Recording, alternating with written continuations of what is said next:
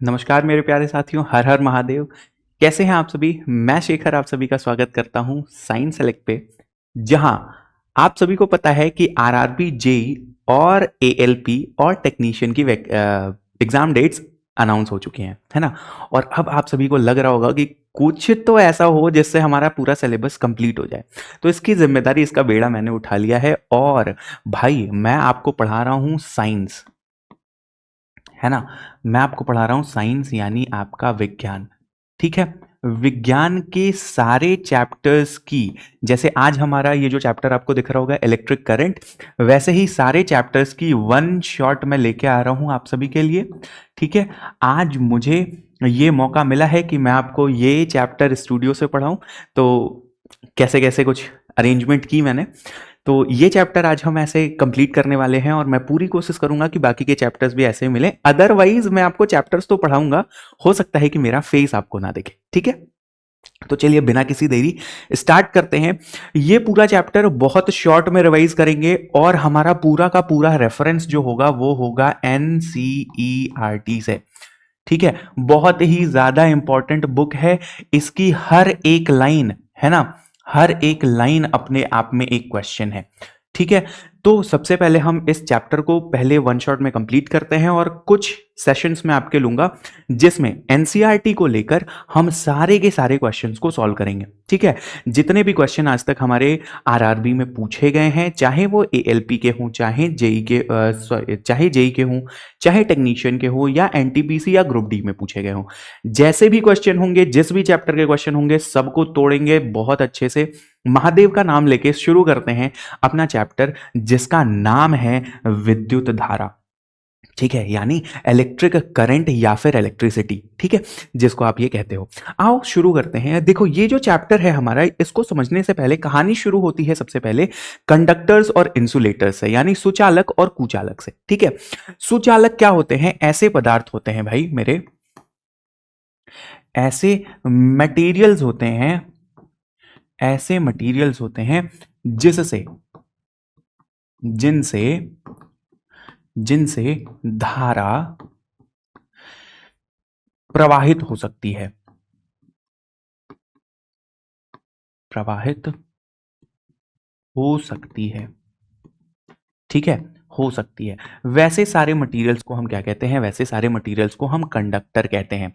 Generally ये कहाँ, इनको हम कौन सी कैटेगरी में रखते हैं, मतलब कौन से ऐसे मटेरियल हैं जिनको हम इनके इसकी कैटेगरी में रख सकते हैं? तो जितने भी हमारे कौन हैं, जितने भी हमारे मेटल्स हैं, ठीक है, उन सबको हम क्या कर कह सकते हैं? उन सबको हम कह सकते हैं भाई कि ये सारे हमारे क्या हैं? कंडक्टर्स हैं। क्या हैं हमारे? ये क्या है? कंडक्टर्स हैं। अब देखो, कंडक्टर्स होने का मतलब क्या है? कि धारा को प्रवाहित करना। अब धारा प्रवाहित कैसे होती है? तो धारा प्रवाहित होती है मेरे भाई आवेशों की वजह से, यानी चार्जेस की वजह से।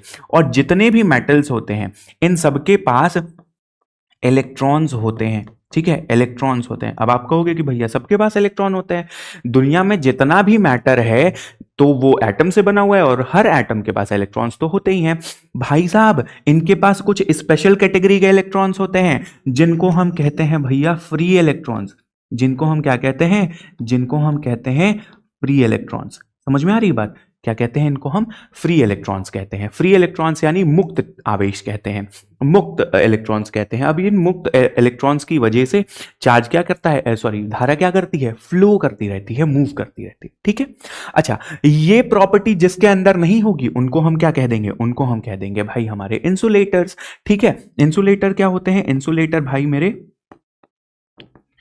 ऐसे मटीरियल, ऐसे मटीरियल, मटीरियल यानी पदार्थ यानी मैटर, ठीक है, ऐसे मटीरियल जिनसे, जिनसे धारा,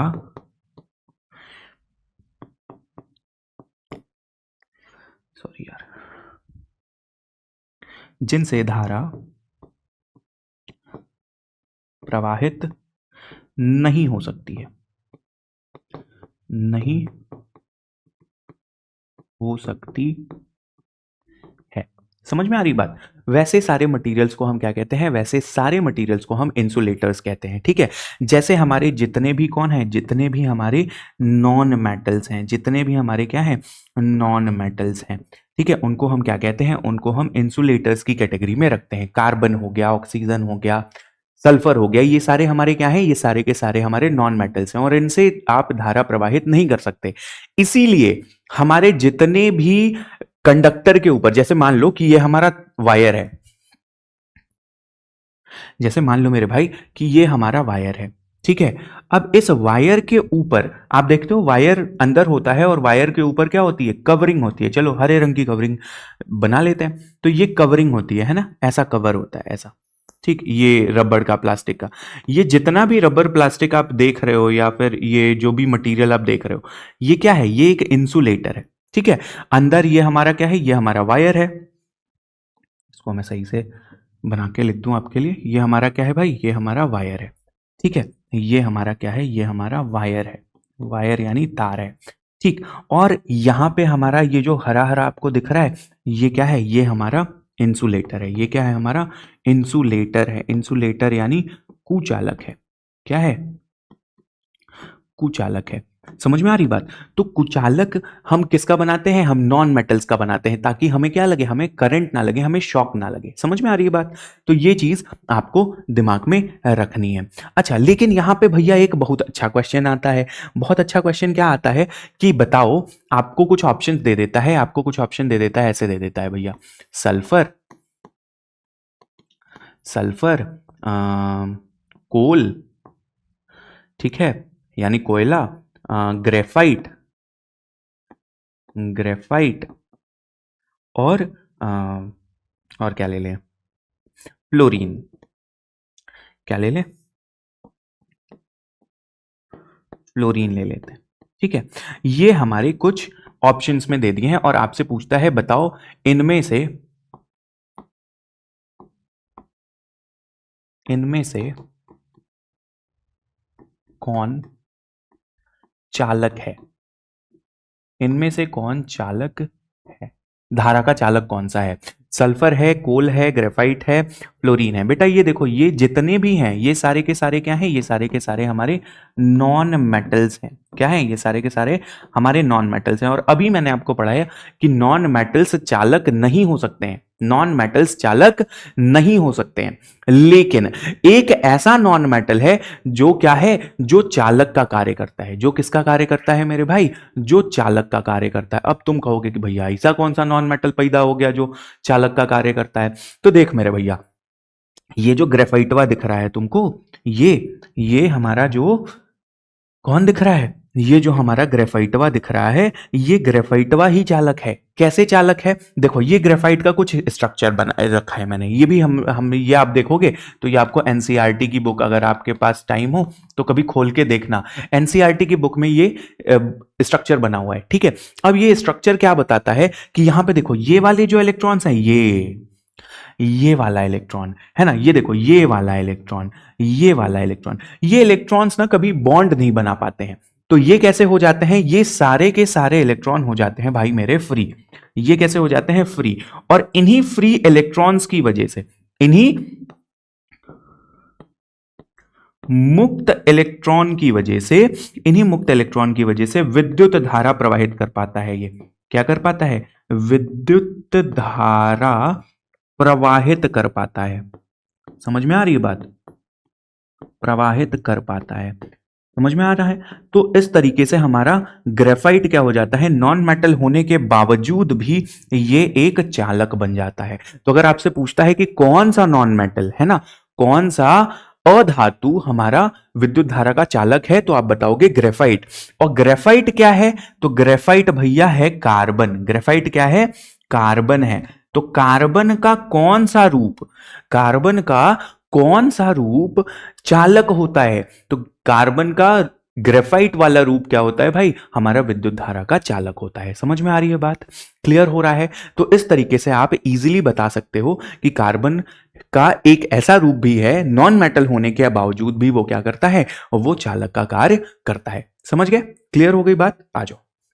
अब यहां से हम बढ़ते हैं कि भैया ये चालक चालक तुम कर रहे हो, ये चालक चालक है क्या, ये कैसे धारा को प्रवाहित करता है। तो भैया यहां पे आता है खेल किसका, यहां पे खेल आता है आवेशों का। किसका खेल आता है मेरे भाई, आवेशों का खेल आता है, यानी चार्जेस का खेल आता है। देखो ये जो आवेश हैं, ये जो चार्ज हैं, ये क्या करते हैं, ये आवेश हमारे मूल गुण होते हैं। किसी भी मैटर के क्या होते हैं, मूल गुण होते हैं। ठीक है, मूल गुण होते हैं किसके, मैटर के। किसके, मैटर के। मैटर के मूल गुण होते हैं। ठीक है, अब ये मूल गुण करते क्या है, ये मूल गुण उस मैटर को किसी भी धारा क्षेत्र में, है ना, किसी भी इलेक्ट्रिक फील्ड में, इलेक्ट्रिक या फिर मैग्नेटिक, है ना, मैग्नेटिक यानी चुंबकीय। ठीक है, मैग्नेटिक लिख दूं क्या, विद्युत, विद्युत या चुंबकीय, चुंबकीय, चुंबकीय क्षेत्र में क्या करते हैं, फोर्स एक्सपीरियंस कराते हैं। क्या एक्सपीरियंस कराते हैं मेरे भाई, फोर्स एक्सपीरियंस कराते हैं, बल। ठीक है, बल एक्सपीरियंस कराते हैं। ठीक है, बल एक्सपीरियंस कराते हैं। और इसी यही धारा, यही आवेश हमारे क्या करते हैं, यही आवेश हमारी धारा को प्रवाहित कराते हैं। धारा प्रवाहित कराने में, धारा प्रवाहित करने में ठीक है, सबसे अहम रोल होता है, सबसे अहम रोल होता है। तो इस तरीके से हमारे चार्जेस कार्य करते हैं। ठीक है, अब देखो चार्जेस की अगर मैं बात करूं, तो ये जो चार्जेस होते हैं, चार्जेस को हम क्यू से डिनोट करते हैं, है ना, क्यू मतलब आवेश। अगर मैं कहीं भी क्यू लिखता हूं, ठीक है, कहीं भी मैं क्यू लिखता हूं, कैपिटल क्यू या स्मॉल क्यू, तो ये किसको बताता है, ये आवेश यानी चार्ज को बताता है। और अगर मैं चार्जेस की बात करूं, तो चार्जेस हमारी धारा को प्रवाहित करने में मदद करते हैं। अब देखो धारा कैसे प्रवाहित होती है, तो यहां पे एक बहुत अच्छा सा स्टेटमेंट लिखा हुआ है एनसीईआरटी में, ये मैंने आपके रेफरेंस के लिए लगाया है कि ये बहुत ही अच्छा, बहुत ही ज्यादा इंपॉर्टेंट स्टेटमेंट हो जाता है। आओ देखो बताता हूं मैं कैसे। देखो अगर मैं बात करूं, तो यहां पे कुछ लाइनें लिखी हुई हैं। क्या लाइन लिखी हुई है भाई मेरे, यहां पे लाइन लिखी हुई है कि अगर इलेक्ट्रिक करंट की बात करें, तो देखो यहां पे इलेक्ट्रिक करंट लिखा हुआ है, it is the flow of charge. ठीक है, it is the rate of flow of charge. यहां से पढ़ना स्टार्ट करोगे तो electric current expressed by the amount of charge flowing through a particular area in a time, in other words इसको हम कहते हैं rate of flow of charge. मतलब क्या कह रहा है कि हमारी जो विद्युत धारा है, हमारी जो विद्युत धारा है, यानी जो हमारी आई है, जो हमारी आई है ना, विद्युत धारा को कैसे रिप्रेजेंट करते हैं, आई से रिप्रेजेंट करते हैं। ये जो हमारी आई है, ये चार्ज, ये क्या है, चार्ज कितना फ्लो हो रहा है किसी यूनिट टाइम में, किसी यूनिट टाइम में, है ना, किसी इकाई समय में कितना आवेश किसी चालक से प्रवाहित हो रहा है, उसी को आप क्या कहते हो, विद्युत धारा कहते हो, है ना। इसीलिए इसको हमने कैसे बताया, इसको हमने बताया rate of flow of charge. ठीक है ना, तो इसको आप रिप्रेजेंट कैसे करोगे, तो इसको आप रिप्रेजेंट करते हो मेरे भाई, आई इज इक्वल्स टू क्या, Q divided by T, Q divided by T. अब देखो यहां पे अभी हमने पढ़ा चार्ज, यहां पे हमने क्या पढ़ा, आवेश Q। अब Q जितना फ्लो करेगा किसी चालक से, है ना, किसी इकाई समय में, किसी यूनिट टाइम में, उसी को आप कहोगे क्या, उसी को आप कहोगे विद्युत धारा। ठीक है, अब अगर मैं बात करूं, तो ये जो हमारी Q है, ये जो हमारा Q है, Q को हम रिप्रेजेंट करते हैं कूलम में। किस में रिप्रेजेंट करते हैं भाई, इसको हम रिप्रेजेंट करते हैं, इसको हम रिप्रेजेंट करते हैं किसमें, कूलम में। ठीक है, इसकी यूनिट क्या होती है, कूलम होती है। कूलम यानी कैपिटल C से रिप्रेजेंट किया जाता है। इसकी इकाई क्या होती है मेरे भाई, इसकी इकाई होती है कैपिटल C। समझ में आ रही है बात, कूलम। ठीक, अच्छा, अब यहां पे अगर आप जाओगे, तो यहां पे आप देखोगे I is equals to Q by T. तो I यानी विद्युत धारा की इकाई हम कैसे निकालें, तो विद्युत धारा की इकाई अगर आपको निकालनी है, तो आप ऐसे निकालोगे, Q का यूनिट क्या होता है, कूलम, और समय का यूनिट तो हम सभी को पता है सेकंड, तो ये क्या हो जाता है, इसकी यूनिट हो जाती है कूलम पर सेकंड। हमारे विद्युत धारा की यूनिट क्या हो जाती है, कूलम पर सेकंड, और इसी कूलम पर सेकंड को हम बताते हैं किस में, हम इसको बताते हैं एम्पियर में। किस में बताते हैं भाई, एम्पियर में। अब आप कहोगे कि यह एम्पियर कहां से आया, तो देखो इस चीज को बताने वाले पहले फ्रेंच साइंटिस्ट कौन थे, फ्रेंच साइंटिस्ट थे एम्पियर, ठीक है। तो इन्हीं भाई साहब ने कहा कि भैया हमारा जो ये जो आवेश है ये धारा के प्रवाहित होने की सॉरी आवेशों के प्रवाहित होने की दर है। धारा क्या है, आवेशों के प्रवाहित होने की दर है। इसी बात को इन्होंने बताया, और इन्हीं को सम्मान देने के लिए हमने क्या कह दिया, ये कूलम पर सेकंड को हमने नाम दे दिया क्या, एम्पियर। ये भी एनसीईआरटी में क्लियर लिखा हुआ है, अगर आपको विश्वास नहीं होता है तो देख लो। एनसीईआरटी में ये भी एकदम क्लियर लिखा हुआ है, the SI unit of electric charge is coulomb. ठीक है, इलेक्ट्रिक चार्ज की एसआई यूनिट क्या होती है, आवेश की एसआई यूनिट क्या होती है भाई, कूलम होती है, जो कि इक्विवेलेंट होती है, बराबर होती है charge contained in nearly 6 into 10 to the power 18 electrons. मतलब 6 गुणे 10 की घात 18 इलेक्ट्रॉन्स। ठीक है, इतने इलेक्ट्रॉन मिलेंगे तब जाके आपका जो आवेश बनेगा वो कितना बनेगा, 1 कूलम बनेगा। समझ में आ रही बात, कितना बनेगा, 1 कूलम बनेगा। क्लियर हो रही है बात, समझ में आ रहा है। अब सोचो, अगर आपसे क्वेश्चन ये पूछता है कि भैया बताओ 1 कूलम चार्ज में कितने इलेक्ट्रॉन्स मिलके 1 कूलम चार्ज बनाएंगे, तो आपको कौन सा ऑप्शन टिक करके आना है भाई, 6 into 10 to the power 18 electrons. कितने, 6 into 10 to the power 18 electrons को टिक करके आना है। ठीक है, अच्छा अब हमें यह पता है कि भैया 1 इलेक्ट्रॉन पे कितना चार्ज होता है, देखो ये भी लिख लो, इसको भी नोट कर लो। 1 इलेक्ट्रॉन पे कितना चार्ज होता है, 1.6 into 10 to the power -19 coulomb का चार्ज होता है 1 इलेक्ट्रॉन पे। तो अगर ऐसे 1.6 into 10 to the power -19 coulomb का चार्ज इतने इलेक्ट्रॉन्स मिलकर मिलेंगे, तो वो कितना बनाएंगे भाई, वो बनाएंगे 1 कूलम का चार्ज। ले, 1 कूलम का चार्ज, समझ में आ रही बात, 1 कूलम का चार्ज इतने इलेक्ट्रॉन के मिलने से बनता है। क्लियर। अच्छा अब आ जाते हैं इसकी एसआई यूनिट वाली बात पे। देखो एसआई यूनिट वाली बात भी यहां लिखी हुई है, the electric current is expressed by a unit called ampere. एक इलेक्ट्रिक करंट को कौन सी यूनिट से बताते हैं, एम्पियर से बताते हैं। किसके नाम पर रखा गया, नेम्ड आफ्टर फ्रेंच साइंटिस्ट, एक फ्रांस के साइंटिस्ट थे आंद्रे मैरी एम्पियर। कौन था, आंद्रे मैरी एम्पियर, इन्हीं के नाम पे ये आवेश को रखा गया। अब बताइए, देखो 1 ampere 1 ampere is constituted by the flow of 1 coulomb charge in 1 second. ठीक है, मतलब किसी यहां पे मैं अगर इसको लिखूं ना, तो मैं इसको ऐसे लिखूंगा, किसी चालक से ये प्रकार को कहां हो गया भैया, प्रवाहित लिखना है, किसी चालक से प्रवाहित एक कूलम आवेश,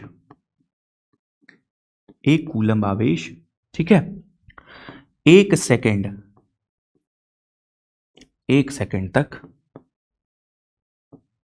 1 सेकेंड तक, ठीक है, किसी चालक से प्रवाहित 1 कूलम आवेश 1 सेकेंड तक। ठीक है, तो इसको हम क्या कहेंगे, इसको हम कहेंगे 1 एम्पियर। क्या कहेंगे भाई, 1 एम्पियर कहेंगे। ठीक है, समझ में आ रही है बात, क्लियर हो रहा है, हाँ जी। तो इसको हम कहते हैं मेरे भाई 1 एम्पियर 1 एम्पियर। ठीक है, चलो, तो ये हो गया हमारा पूरा का पूरा एनसीईआरटी से रिलेटेड। भाई देखो, ये मैंने बोला ना, इसकी एक एक लाइन क्वेश्चन है भाई। तू एनसीईआरटी पढ़ के चला जा, कुछ मत पढ़, तू सिर्फ एनसीईआरटी पढ़ के चला जा, तेरा एग्जाम निकल जाएगा साइंस का। समझ में आ रही बात, चल ठीक है, चलो क्लियर है। चलो आगे बात करते हैं। तो ये हो गई हमारी विद्युत धारा की बात, है ना। विद्युत धारा के बाद अब हम बात करते हैं इलेक्ट्रिक पोटेंशियल और इलेक्ट्रिक पोटेंशियल डिफरेंस की। ठीक है, इसके लिए भी एनसीईआरटी में बहुत अच्छी सी लाइन लिखी हुई है, वो भी मैं आपको दिखाऊंगा। पहले समझ लेते हैं इलेक्ट्रिक पोटेंशियल क्या होता है। देखो, अगर मैं पोटेंशियल की बात करूं, पोटेंशियल, तो पोटेंशियल हम सिंपल सी बात बताते हैं कि भैया किसी की क्षमता को बताता है, और क्षमता होगी अगर आपके अंदर तभी आप कुछ कार्य कर पाओगे। अगर आपके अंदर कोई क्षमता होगी तभी आप कोई कार्य कर पाओगे, अदरवाइज आप वो कार्य नहीं कर सकते हो, चाहे आप कितनी भी कोशिश कर लो। समझ में आ रहा है? अगर आप भैया क्षमता नहीं होगा तो कार्य नहीं कर पाओगे। अब मान लो तुम्हारी बाबू सोना ने कहा कि अरे बेबी मेरे लिए लेके आओ पिज्जा। ठीक, अब मान ला तारा लगे पैसे नहीं खे, कहां से लेके बकरा खाती पिज्जा तू? हाँ, तो भैया वो पिज्जा खाती तारा लगे वो क्षमता होके चाहिए ना पैसा वाला। 140 रुपया के पिज्जा बा, तारा लगे 40 गो रुपया नहीं खे। हाँ, तो क्षमता, पोटेंशियल, आपके अंदर वो पोटेंशियल होगी तो आप पिज्जा इजीली लेके आओगे। वही पोटेंशियल इलेक्ट्रिक पोटेंशियल में हम समझते हैं। देखो क्या है, मान लो कि ये पिज्जा है आपका, ऐसा नहीं बोला नु हो, ये है आपका पिज्जा। ठीक, ठीक, ये पिज्जा है, कोनो कंपनी का, मान लो हम कंपनी का नाम नहीं ले रहे हैं, ठीक, जो भी आपकी बाबू सोना को पसंद हो।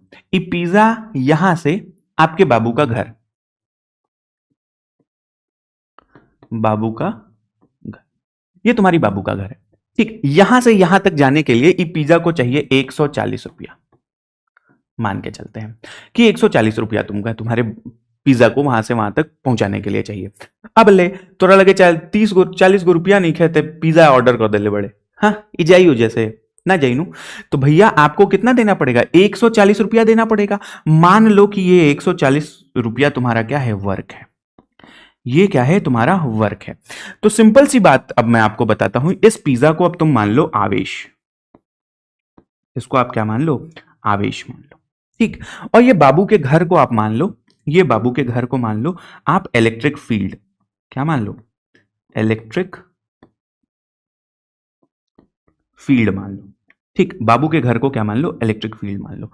तो किसी दूरी से, किसी अनंत दूरी से, किसी अज्ञात दूरी से आवेश को इलेक्ट्रिक फील्ड में लाने में जो कार्य, जो वर्क करना पड़ेगा, जो वर्क करना पड़ेगा, इसी वर्क को हम कहते हैं इलेक्ट्रिक पोटेंशियल।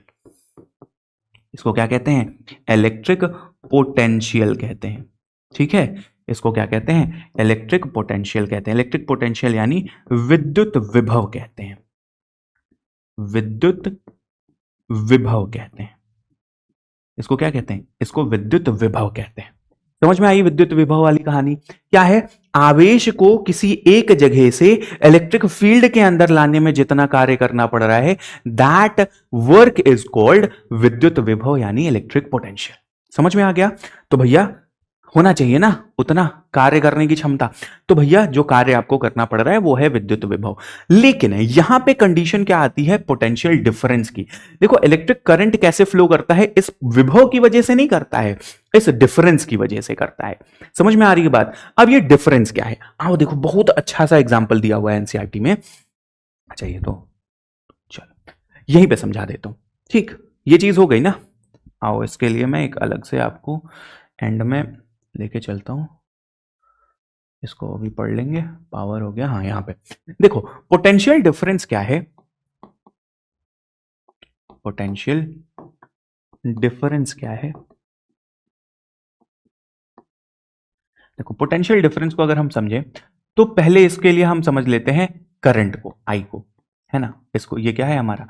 ये है हमारा करंट, है ना। करंट क्या है? करंट है हमारा flow of charge, flow of charge. ठीक, फ्लो ऑफ चार्ज यानी आवेश का प्रवाहन। अब देखो ये जो पोटेंशियल डिफरेंस है, ये जो हमारा पोटेंशियल डिफरेंस है मेरे भाई, एक सेकंड रुकना, बहुत जल्दी खत्म करना है ये चैप्टर। ठीक, ये जो हमारा पोटेंशियल डिफरेंस है, ये पोटेंशियल डिफरेंस मेरे भाई क्या है? ये आवेशों, आवेश कैसे भागेंगे? कुछ तो होना चाहिए। तो इसको ऐसे समझ, इसको ऐसे समझ कि देख, मान ले हई तोर पानी के टंकी हो, हई तोर पानी के टंकी हो, ऐसा नहीं होला नु हो। ठीक, हैजा से ते पाइप लगैले बड़े, ए तरी हई जाता पानी। ठीक, हई पानी के टंकी हो, पानी के टंकी। ठीक, हैजा ते बाल्टी लगैले बड़े अपन, हई कहा बाल्टी हो, बाल्टी हो। ठीक। अब हे टंकी में पानी रही तब न जाई भाई, मान ले टंकी में पानी है तो नहीं सिबा ते कैसे कह देवे कि बाल्टी भर जाए, नहीं भर सकता है बाल्टी। तो क्या करना पड़ेगा, टंकी में पानी जहां ज्यादा होगा वहां से पानी फ्लो करना स्टार्ट करेगा, ऐसे ऐसे ऐसे फ्लो करना स्टार्ट करेगा और जाएगा यहां पे। मतलब पानी को फ्लो करने के लिए किसका डिफरेंस चाहिए, प्रेशर डिफरेंस चाहिए, प्रेशर डिफरेंस चाहिए, चाहिए प्रेशर डिफरेंस। तो इस प्रेशर डिफरेंस की वजह से पानी फ्लो करता है। वैसे ही चार्ज डिफरेंस की वजह से, चार्ज डिफरेंस की वजह से क्या फ्लो करता है, करंट फ्लो करता है।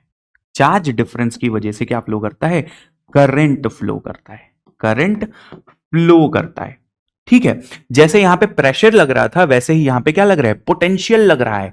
क्या लग रहा है मेरे भाई, पोटेंशियल लग रहा है। ठीक है, मतलब हाई पोटेंशियल का मतलब, हाई पोटेंशियल का मतलब, हाई पोटेंशियल का मतलब ज्यादा आवेश। यहां पे क्या है, अधिक आवेश है, अधिक आवेश है। ठीक, क्या है, अधिक आवेश है। और लो पोटेंशियल का मतलब, लो पोटेंशियल का मतलब कम आवेश है, कम आवेश है। ठीक, तो हमेशा याद रखिएगा जो हमारी विद्युत धारा है, जो हमारी विद्युत धारा है, अब देख भाई पोटेंशियल में डिफरेंस हुआ, यहां ज्यादा आवेश है तो ज्यादा पोटेंशियल है, मतलब कार्य क्षमता ज्यादा है, और यहां पे कम पोटेंशियल है, लो पोटेंशियल है तो कम आवेश है ना। तो हमेशा याद रखिएगा हमारे जो आवेश होते हैं, हमारी जो धारा होती है वो हाई पोटेंशियल टू किधर जाती है, लो पोटेंशियल जाती है। हमेशा याद रखिएगा हमारे जो आवेश होते हैं वो किधर से किधर फ्लो करते हैं, higher potential to lower potential flow करते हैं। और जब भी आवेश फ्लो करेंगे, जब भी चार्जेस फ्लो करेंगे, इलेक्ट्रिक करंट फ्लो करेगी। जब भी चार्जेस फ्लो करेंगे मेरे भाई, इलेक्ट्रिक करंट फ्लो करेगी। समझ में आ रही है बात। तो इस तरीके से high potential to low potential हमारी कौन जाती है, करंट जाती है। कौन जाती है, करंट जाती है। हमेशा याद रखना। क्लियर हो गई बात। आ जाओ इसको जरा प्रमाणित कर देते हैं हम, किसके साथ, इसको हम प्रमाणित कर लेते हैं इसके साथ। देखो यहां पे लिखा हुआ है, however electron were not known. जब विद्युत धारा की बात की गई थी, जब विद्युत धारा खोज ली गई थी, तब तक इलेक्ट्रॉन की बात अभी नहीं हुई थी। ठीक है, electricity, so that electric current was considered to be flow from positive charge and the direction of flow is positive was taken be the direction of current. ठीक है, क्या कह रहा है, electric current was considered to be the flow of positive charge. पहले यह माना जाता था कि हमारी जो विद्युत धारा है वो इलेक्ट्रॉनों की फ्लो की डायरेक्शन नहीं है, क्योंकि इलेक्ट्रॉन तो तब तक पता ही नहीं था। यह मान लिया गया कि पॉजिटिव चार्ज यानी धनात्मक आवेशों के बहने को हम क्या कहते हैं, इलेक्ट्रिक करंट कहते हैं। ठीक है, the direction of flow of positive charge was taken to be the direction of current. और जिस दिशा में हमारे पॉजिटिव चार्ज जाते हैं उसी दिशा को हम क्या मान लेते हैं, इलेक्ट्रिक करंट की दिशा मान लेते हैं। लेकिन इन एन इलेक्ट्रिक सर्किट, किसी इलेक्ट्रिक सर्किट में, ठीक है, क्या कहते हैं, the direction of electric current is taken as the opposite of the direction of flow of electron.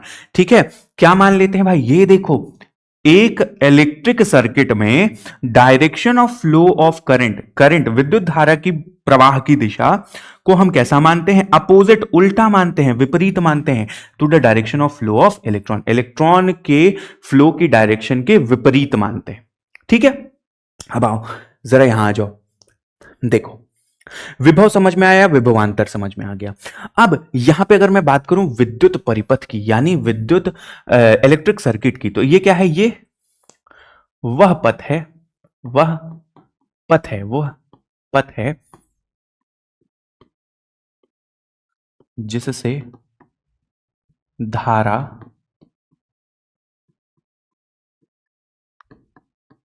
प्रवाहित, ये उल्टा लिख दिया मैंने, प्रवाहित होती है। ठीक है, अब इसमें क्या होगा, इस पथ में क्या लगे होंगे, इस पथ में लगे होंगे भाई मेरे चालक। क्या लगे होंगे, चालक लगे होंगे। क्या लगे होंगे मेरे भाई, चालक लगे होंगे। अब जैसे मान ले कि ये है, हाई तोड़ तार हो, तार में ते लगा दे लिस का बल्ब फिर है के लेके ले हेतरी ठीक बा हेजा लगा दे लेते एगो स्रोत ऊर्जा का सोर्स ठीक है। देखो अब ये क्या है इसको आप सभी को पता है इसको हम पॉजिटिव टर्मिनल कहते हैं और इसको क्या कहते हैं नेगेटिव टर्मिनल कहते हैं। हमेशा याद रखिएगा कि इलेक्ट्रॉन की फ्लो की डायरेक्शन भाई इलेक्ट्रॉन पे कैसा आवेश है नेगेटिव तो वो किधर की तरफ होगा इधर होगा इलेक्ट्रॉन है ना। अब इलेक्ट्रॉन इस दिशा में जाएगा कौन जाएगा इलेक्ट्रॉन इस दिशा में ऐसे higher potential to lower potential ऐसे इलेक्ट्रॉन जा रहा है ठीक। अब हमारी करंट क्या करेगी हमारी करंट क्या करेगी भाई करंट हमारी ऐसे निकलेगी किधर से विद्युत क्या अभी क्या पढ़ा था कि भैया इलेक्ट्रॉन की फ्लो की डायरेक्शन की अपोजिट करंट की डायरेक्शन होती है। ये क्या है ये हमारी करंट की डायरेक्शन है। हमेशा याद रखिएगा पॉजिटिव टू नेगेटिव टर्मिनल कौन जाता है हमारी करंट जाती है ठीक है। ये है हमारी करंट की डायरेक्शन और ये ब्लू वाला हमारा क्या है ब्लू वाला हमारा इलेक्ट्रॉन के फ्लो की डायरेक्शन है। ब्लू वाला हमारा क्या है मेरे भाई ब्लू वाला हमारा इलेक्ट्रॉन के फ्लो की डायरेक्शन है। समझ में आ गया। तो यहां पे अगर मैं आपके लिए लिख दूं तो क्या लिखूंगा मैं आपको क्या लिखूंगा भाई मैं आपको यहां पे मैं आपके लिए लिखूंगा कि विद्युत धारा विद्युत धारा ठीक है विद्युत धारा कहां से कहां फ्लो करती है ये positive positive to negative flow करती है। कैसे फ्लो करती है पॉजिटिव टू नेगेटिव फ्लो करती है ठीक है। अच्छा इलेक्ट्रॉन कैसे फ्लो करते हैं इलेक्ट्रॉन कैसे फ्लो करते हैं तो इलेक्ट्रॉन फ्लो करते हैं फ्रॉम नेगेटिव क्योंकि यहां पे ज्यादा है नेगेटिव टू पॉजिटिव कहां फ्लो करेंगे नेगेटिव टू पॉजिटिव फ्लो करेंगे। समझ में आ रही है बात नेगेटिव टू पॉजिटिव फ्लो करेंगे ठीक है। अच्छा ये तो हो गया हमारा कहां पे ये हो गया हमारा ये बात हम किसके अंदर कर रहे हैं ये पूरी बात हम कर रहे हैं भाई सर्किट के अंदर किसके अंदर सर्किट के अंदर जो पथ है जिसमें धारा प्रवाहित हो रही है। लेकिन अगर आपसे कोई कहे कि बैटरी के अंदर कैसे फ्लो करते हैं इलेक्ट्रॉन्स तो बैटरी के अंदर फ्लो करते हैं भाई ये कैसे higher potential to lower potential higher potential to lower potential flow करते हैं। समझ में आ गया क्लियर हो गई बात। तो बैटरी के अंदर तो नहीं पूछता है लेकिन ये डायरेक्शन हमेशा याद रखिएगा ये डायरेक्शन हमेशा याद रखिएगा। ये व्हाइट वाला हमारा करंट की डायरेक्शन है और ये ब्लू वाला हमारा क्या है इलेक्ट्रॉन की डायरेक्शन है। हमेशा इलेक्ट्रॉन के डायरेक्शन के विपरीत दिशा होती है किसकी हमारे करंट की ठीक है। ये कुछ हमारे विद्युत परिपथ में यूज होने वाले सिंबल हैं इनको याद रखिएगा इनसे क्वेश्चन आए हैं इनसे क्वेश्चन आए हैं भाई पीवाई क्यूज में ठीक है इनसे क्वेश्चन पीवाई क्यूज में आए हैं और ये बहुत ज्यादा पूछता है रियोस्टेट या हमारा वेरिएबल रेजिस्टेंस ठीक है। क्या पूछता है वेरिएबल रेजिस्टेंस या रियोस्टेट को हम इस तरीके से दिखाते हैं ठीक है। समझ में आ रही है बात तो इसको याद रखिएगा इलेक्ट्रिक सेल एक सेल को हम ऐसे दिखाते हैं और group of cell combination of cell जिसको बैटरी कहते हो उसको इस तरीके से दिखाते हो। हमेशा याद रखना बड़ा वाला पॉजिटिव और छोटा वाला क्या होता है मेरे भाई नेगेटिव टर्मिनल होता है। इसी के साथ साथ ये जो की है ये क्या है ये हमारा स्विच है इसको हम क्या कहते हैं स्विच कहते हैं ठीक है। इसको हम क्या कहते हैं स्विच कहते हैं। तो ये क्या है ये बंद है ये स्विच कैसा है ये बंद है ये कैसा है भाई मेरे बंद है स्विच ऑफ है ठीक है। तो इसको कहते हैं ओपन स्विच क्या कहते हैं इसको ओपन स्विच कहते हैं बंद स्विच को क्या कहते हैं ओपन स्विच कहते हैं।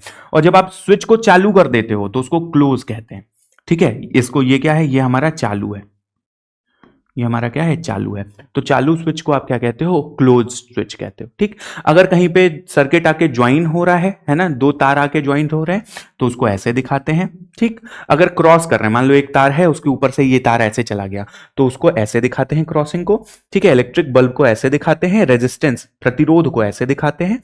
अच्छा एमीटर और वोल्ट मीटर ये दो चीजें हैं जिनको अभी मैं आपको लास्ट में बताऊंगा। ये जो डिवाइसेस हैं ये दो डिवाइस है जो एक करंट बताती है एक वोल्टेज बताती है। कैसे बताती है इसको अभी हम बात करेंगे ठीक है। आ जाइए आगे बात करते हैं और बात करते हैं ओम्स लॉ की सबसे ज्यादा इंपॉर्टेंट ठीक है मोस्ट इंपॉर्टेंट हो जाता है हमारा ये ठीक है। जल्दी से खत्म करते हैं इस चैप्टर को भाई आ जाओ। ओम्स लॉ क्या कहता है ओम्स लॉ कहता है कि at constant temperature and pressure, pressure भी ले लो, ठीक है, या नॉर्मल टेम्परेचर एंड प्रेशर ले लो। क्या कहता है कि किसी चालक से प्रवाहित धारा, किसी चालक से प्रवाहित धारा हमेशा समानुपाती होगी उस चालक के विभवांतर के, ठीक है। या फिर आप कह लीजिए कि किसी चालक के टर्मिनल के विभवांतर, मतलब अंतों का विभवांतर, ठीक है, हमेशा समानुपाती होगा उस चालक से प्रवाहित धारा के। इस तरीके से समझ में आ रही है बात? किसी चालक के अंतों का विभवांतर क्या होगा? समानुपाती होगा उस चालक से प्रवाहित धारा के। समझ गए? अच्छा, अगर मैं इसको सॉल्व करूं तो ये साइन हटाऊंगा समानुपाती का, तो बराबर का साइन लगाऊंगा। यहां पे मैं एक कांस्टेंट स्थिरांक इंट्रोड्यूस करता हूं R, और ये हो जाता है I। तो ये बन जाता है आपका ओम्स लॉ का formula, V is equals to I into R या R इंटू आई, जहां पे हमारा ये जो R है, R को हम कहते हैं मेरे भाई प्रतिरोध। क्या कहते हैं? प्रतिरोध कहते हैं, ठीक है, प्रतिरोध कहते हैं या रेजिस्टेंस कहते हैं। क्या कहते हैं? रेजिस्टेंस कहते हैं। क्लियर हो गई बात? रेजिस्टेंस क्या है? रेजिस्टेंस है प्रतिरोध, ठीक है।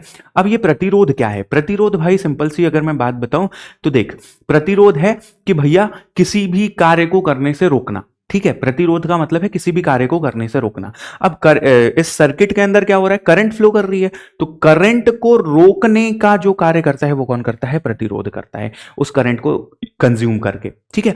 तो करंट को रोकने, उसके लिए प्रतिरोध जनरेट करने का काम कौन करता है? हमारा रेजिस्टेंस करता है। तो यहां से हमारा फॉर्मूला बनता है V is equals to R into I, या V is equals to I into R, आप जो कह लीजिए, ठीक है। चलो, क्या है?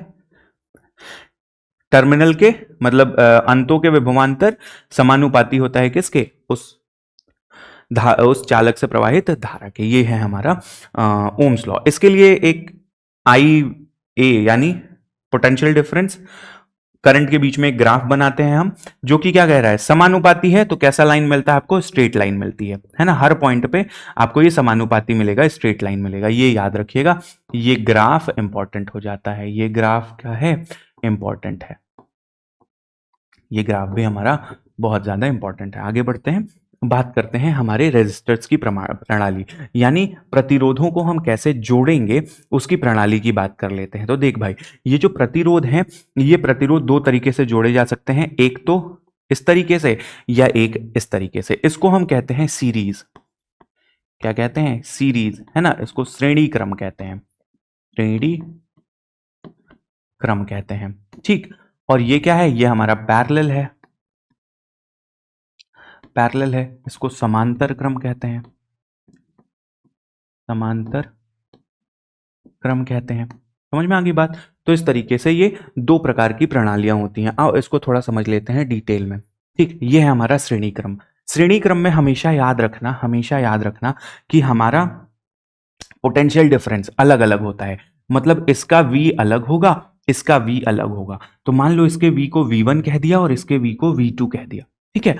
तो अगर मैं कुल पोटेंशियल डिफरेंस निकालूं, नेट V निकालूं, तो क्या मिलेगा मुझे?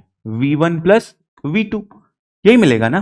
तो अगर मैं यहां पे इसको ऐसे लिखूं, V को लिखूं I इंटू आर, यही तो था फॉर्मूला ओम्स लॉ से।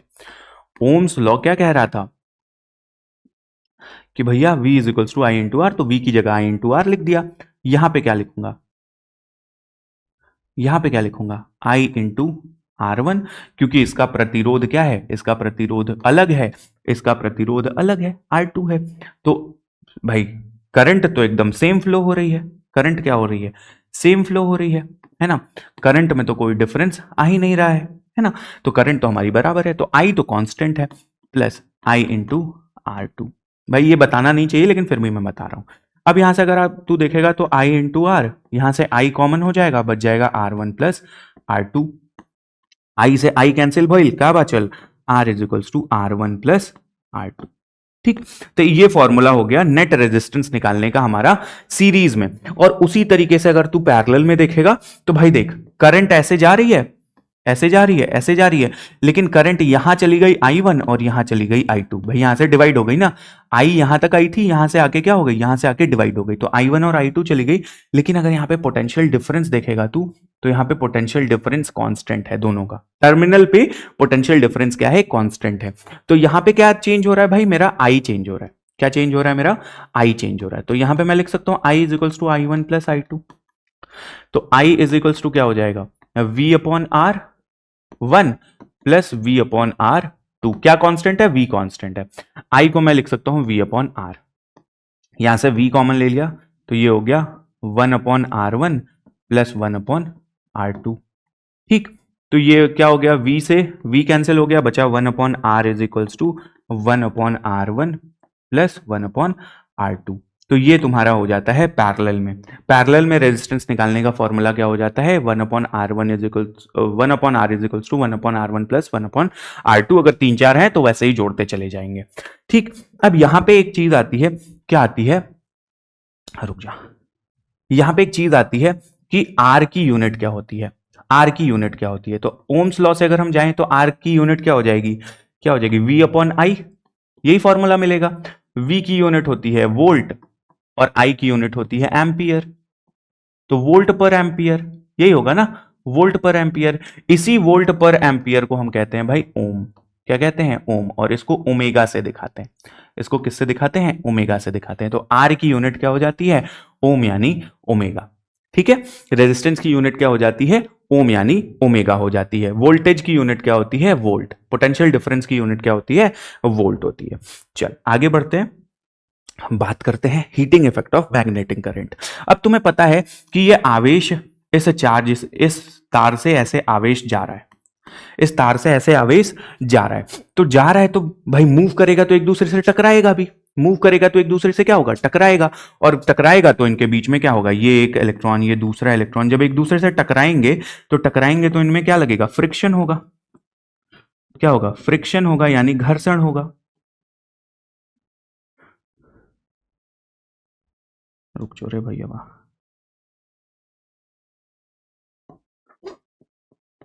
घर्षण होगा, है ना, घर्षण होगा। अब ये घर्षण होगा तो घर्षण से क्या जनरेट होती है, हीट जनरेट होती है। घर्षण से क्या जनरेट होता है, हीट जनरेट होता है। तो इस तरीके से आपके जितने भी ऐसे एप्लियंसेज हैं जो अभी आप यूज कर रहे हो, जैसे जैसे आपका आयरन, आयरन यानी प्रेस, है ना, वो हो गया आपका, इंडक्शन हो गया, आपका इंडक्शन हो गया, आपका हीटर हो गया, आपका क्या हो गया, हीटर हो गया। और क्या हो गया भाई, और क्या हो गया, आपका बल्ब हो गया। ठीक, ये जितना भी है ये सब क्या कर रहा है, हीट जनरेट कर रहा है। आपका फोन का चार्जर हीट हो जाता है, क्यों होता है, इसी वजह से होता है। अब यहां पे अगर मैं देखूं तो heat H is equals to क्या होता है, I square R into T. क्या होता है, H is equals to I square R into T होता है। ठीक, heat is equals to I square R into T होता है। ठीक है, तो अगर आप देखोगे तो हीट जो है, जो हीट है वो डायरेक्टली प्रोपोर्शनल किसके आ रही है, रेजिस्टेंस के। मतलब जितना ज्यादा प्रतिरोध होगा, जितना ज्यादा प्रतिरोध होगा उतना ज्यादा हीट जनरेट होगी। तो अगर मैं आपसे कहूं कि अगर आपको आयरन यूज करना है, आयरन में कैसा रेजिस्टेंस लगाओगे, हाई रेजिस्टेंस लगाओगे या लो रेजिस्टेंस लगाओगे, हाई रेजिस्टेंस लगाओगे। जितना ज्यादा रेजिस्टेंस होगा उतनी ज्यादा आपको हीट वहां पर मिलेगी। समझ में आ रही है बात। तो इस तरीके से ये फॉर्मूला याद रखिएगा। इसको आप कह सकते हो कि धारा प्रवाहित होती है किसी रेजिस्टेंस से किसी समय के लिए, तो उसी को हम क्या कहते हैं, हीट कहते हैं। अब हीट क्या है, हीट एक प्रकार की, सॉरी, हीट एक प्रकार की क्या है, ऊर्जा है ना। तो ऊर्जा की अगर हम इकाई की बात करें, इसकी यूनिट की बात करें, यूनिट की बात करें तो यूनिट को कैसे बताओगे, जूल में। यूनिट को कैसे बताओगे मेरे भाई, जूल में। तो हीट की यूनिट क्या हो जाती है, जूल हो जाती है। क्लियर हो गई बात, समझ में आ गया। चलो आगे बात करते हैं पावर की, इलेक्ट्रिकल पावर, विद्युत शक्ति। विद्युत शक्ति क्या होती है, तो क्षमता ही होगी। विद्युत शक्ति क्या होगी मेरे भाई, क्षमता ही होगी, है ना। विद्युत शक्ति क्या होगी, क्षमता ही होगी। अब ये जो हमारी क्षमता है ये क्या है, ये है P is equals to V into I. ठीक है, P इज इक्वल्स टू क्या होता है, V इंटू आई। ये फॉर्मूला याद रखिएगा, विद्युत शक्ति का फॉर्मूला याद रखिएगा। यहां से दो फॉर्मूले और बन जाते हैं। पावर निकालने को आता है, ये इंपॉर्टेंट है, ये जेई में बहुत ज्यादा पूछा जाता है। ठीक है, P इज इक्वल्स टू क्या होता है, V की जगह आप क्या रख सकते हो, V की जगह रख सकते हो I इंटू आर। और पहले से आई है, तो इसको आप ऐसे भी लिख सकते हो आई स्क्वायर आर, ठीक है। या फिर P is equals to V into I था, तो I की जगह आपने रख दिया, I की जगह आपने रख दिया R, सॉरी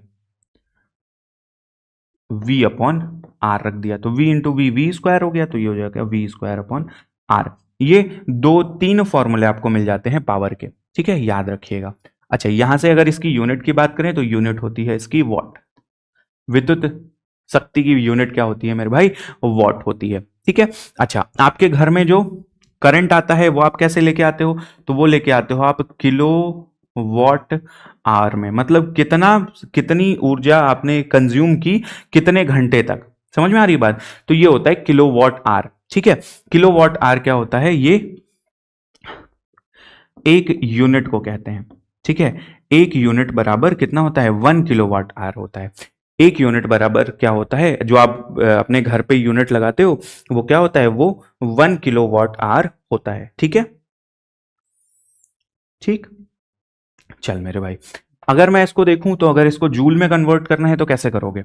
ये हो जाएगा 1 किलोवाट, यानी 1000, किलो को 1000 से लिखते हो ना, ठीक। और ये इतना वॉट हो गया, इंटू आर को हम सेकंड में कन्वर्ट कर लें तो सेकंड में कितना हो जाएगा? 3600 सेकंड हो जाएगा, है ना। तो इतना जूल हो जाएगा, इतना क्या हो जाएगा? जूल हो जाएगा। इसको मल्टीप्लाई कर लो तो हो जाएगा 3600,000, ठीक। या फिर मैं इसको लिख सकता हूं 3.6 into 10 to the power 1 2 3 4 5 6 10 to the power 6 joule, ठीक है। समझ में आ गई बात? तो एक यूनिट में इतनी जूल एनर्जी होती है, जो यूनिट बिजली बिल देते हो यूनिट के हिसाब से, वो यूनिट की बात कर रहा हूं, ठीक। और या फिर 1 किलोवाट आवर में इतना जूल एनर्जी होता है, ठीक है। इतना joule energy 3.6 into 10 to the power 6 joule होता है। समझ में आ गई बात? क्लियर हो गया? तो इस तरीके से ये चैप्टर हो जाता है आपका कंप्लीट। दो चीजें बच जाती हैं, दो चीजें बच जाती हैं। एक बच जाता है हमारा एमीटर, एमीटर, और एक बच जाता है वोल्ट मीटर, ठीक है। हमेशा याद रखिएगा ये करंट को मापता है, करंट यानी धारा को मापता है, मापने का यंत्र है, ठीक है, ये याद रखिएगा। और दूसरा ये क्या है? ये हमारा वोल्टेज, वोल्टेज यानी पोटेंशियल डिफरेंस, पोटेंशियल डिफरेंस यानी विभवांतर, विभव लिखते हैं विभवांतर, ठीक है। विभवांतर को मापने का यंत्र है, ठीक है। ये हमेशा याद रखिएगा भाई, ये हमेशा समांतर क्रम में जुड़ेगा। कैसे जुड़ेगा? समांतर, ये हमेशा समांतर क्रम में जुड़ेगा, ठीक है।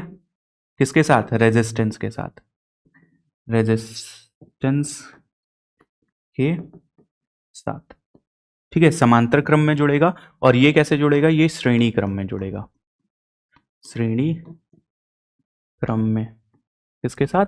रेजिस्टेंस के साथ, यानी प्रतिरोध के साथ, रेजिस्टेंस के साथ। क्या लिख रहा हूं? रेजिस्टेंस के साथ। समझ में आ गई बात? तो यहां पे हो जाता है आपका चैप्टर पूरी तरीके से कंप्लीट, ठीक है। ये था हमारा वन शॉट, ठीक है। कितनी देर का हुआ? लगभग 48 मिनट, 50 मिनट में ये पूरा चैप्टर एकदम जीरो टू हीरो बन गए हो आप इस चैप्टर में। इसको एक बार बैठ के रिवाइज कर लेना। और क्या करना है मेरे भाई? और क्या करना है? और क्या करना है तेरे को? तो एक छोटी सी रिक्वेस्ट कर लेता हूं मैं। क्या करना है? चैनल को कर लेना है सब्सक्राइब। कहीं खाली जगह भी नहीं बाकी है ना? कहीं खाली जगह है तो मैं एक छोटी सी रिक्वेस्ट कर लेता। हाँ, यहाँ पे कर लेता हूँ तुमसे एक रिक्वेस्ट। चल भाई, यहाँ आ जाए, यहाँ, है ना। चैनल को कर लेना है सब्सक्राइब। क्या है चैनल? साइंस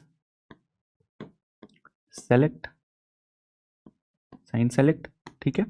इसको कर लो सब्सक्राइब,